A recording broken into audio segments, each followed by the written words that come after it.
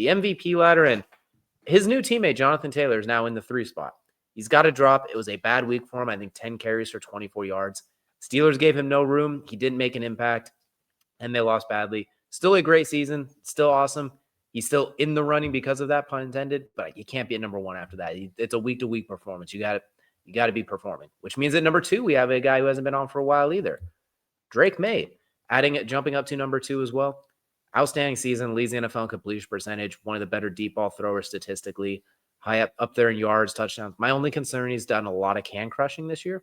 They did beat the Bills. That is a good win, but I am a lot of those wins I'm curious about. Just like, all right, that schedule's been very favorable, but at the same time, they have the Bucs this week too. So he puts on a performance against the Bucs. We'll see. He's earned the spot. He's definitely earned this spot, and I think he's going to continue. But at number 1, as things change, sometimes they look the same.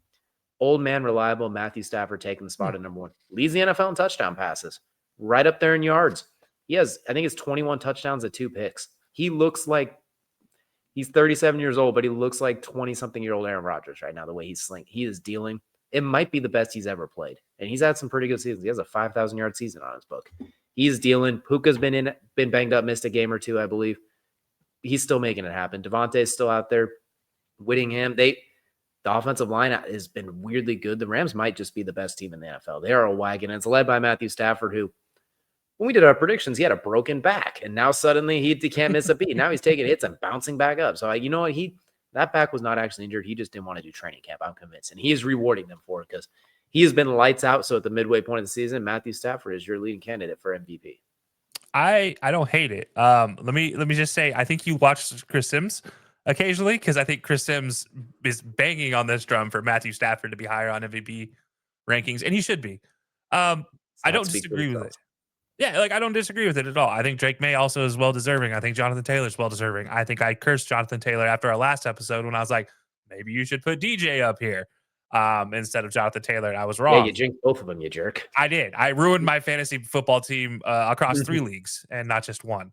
So good job, Kelsey. But no, I don't hate this list at all. It feels like this MVP season is very interesting for the NFL, where it feels like this is the one. If you're gonna have a non-quarterback, you're gonna have the best opportunity through JT.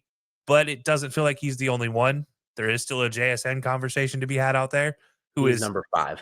He's number 5. I ran out of there yet. But also, you still have Josh Allen, who is still floating out there as, I think he's the odds-on favorite right now still for MVP. But you look at that as it feels like it's a LeBron situation in the NBA where he's just there because he's Josh Allen, not necessarily because he's having a fantastic season, because he's not having as good of a season as Josh Allen normally has. So yeah, I think when you look at Stafford, when you look at Maye, when you look at Taylor, I like where this 3 is. You look at Daniel Jones potentially being number 4, I think is probably where you have him. And number 5 is no. Okay. So you even have Daniel Jones dropping even further. All right. Fair enough. He's well out. You can't have 5 turnovers and stay up that high, especially right now, if I had to go 4 and 5, it'd probably be Josh Allen at 4, then Jaxson at 5, Patty at 6. I do have to know though, if Baker has a great week this week, does Baker have an odds on getting into this top 3? He unfortunately had the downside of he didn't play his best ball, then had the bye week. So that's what kind of pushed him out here, even though he led for a few weeks. He cooks up the Patriots. Let's say he dices them up like he did Seattle. He might be popping in that 3 spot next week. I'm not saying anything's out of it. He could pop to that 3 spot. He could pop up to 4. It's a very fluid MVP race right now. Where Baker was running the show for a few weeks there earlier, I think it's opened up a lot. It's not it's kind of like when you have Shea, Jokic, and Giannis out always kind of it's not like the years where it's Jokic from pillar to post. So I think it's very, very fluid. And we're also the weirdos that are willing to put non-quarterbacks on the list. So that makes it even more fluid. We were one of the nerds that was like, no, they're just fighting for offensive player of the year. It's got to be a quarterback award. Then it gets a little bit different. But we are equal opportunists. We believe in fairness here. We believe in equality amongst positions. So when you are on pace to be in the LaDainian Tomlinson categories, you will make the list. When you're on pace in Calvin Johnson statistical categories on that pace, you will make the list.